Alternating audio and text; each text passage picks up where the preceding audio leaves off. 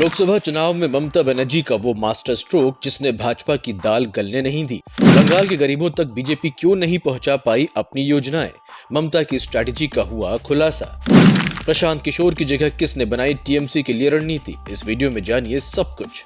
पश्चिम बंगाल में विधानसभा चुनाव की तरह भाजपा ने लोकसभा चुनाव भी पूरी ताकत के साथ लड़ा था। प्रधानमंत्री नरेंद्र मोदी खुद एक इंटरव्यू में भरोसा जताते हुए देखे जा रहे थे कि बंगाल में पार्टी का सबसे शानदार प्रदर्शन होने वाला है।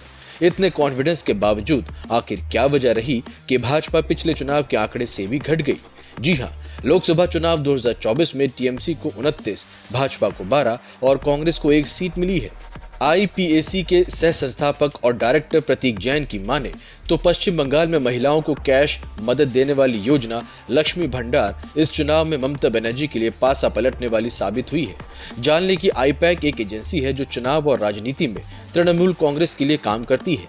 प्रतीक जैन ने कहा, उम्मीदवारों का गलत चयन भी भाजपा के खराब प्रदर्शन का एक कारण हो सकता है, जिसके कारण उसे राज्य की 42 लोकसभा सीट में से महज 12 पर सफलता मिली है। जान लें कि 2021 के विधानसभा चुनाव के बाद प्रशांत किशोर ने तृणमूल का साथ छोड़ा तो प्रतीक जैन की संस्था ने अपनी सेवाएं देनी शुरू कर दी। काउंटिंग से पहले प्रशांत किशोर के भविष्यवाणी के जिक्र पर प्रतीक जैन ने हंसते हुए कहा, मैं पहले चुप रहा, हालांकि बंगाल के लिए मेरा आकलन प्रशांत किशोर के भविष्यवाणी से काफी अलग था।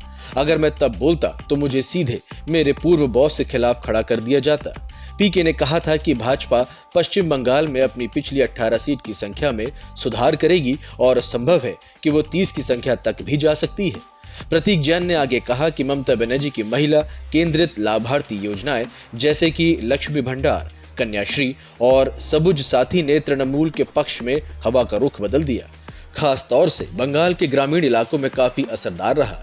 उन्होंने कहा कि राज्य में लगभग 50% मतदाता महिलाएं हैं और इनमें से करीबन 2.3 करोड़ आर्थिक रूप से कमजोर महिलाओं को अभी अकेले लक्ष्मी भंडार से 1000 रुपए की हर महीने मदद मिलती है।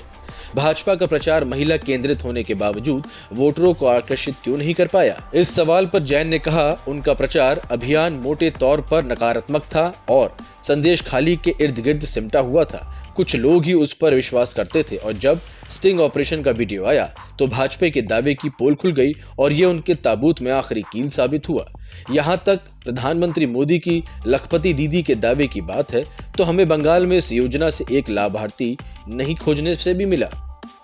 प्रतीक जैन ने कहा कि भाजपा ने उम्मीदवारों के चयन में भी गलती की। उन्होंने कहा, जब भाजपा ने अपनी लिस्ट जारी की तो हम हैरान रह गए। दिलीप घोष को बर्धमान दुर्गापुर में शिफ्ट करने से न केवल पार्टी को वो सीट गंवानी पड़ी बल्कि 2 और सीटें भी पार्टी हार गई। Bureau report.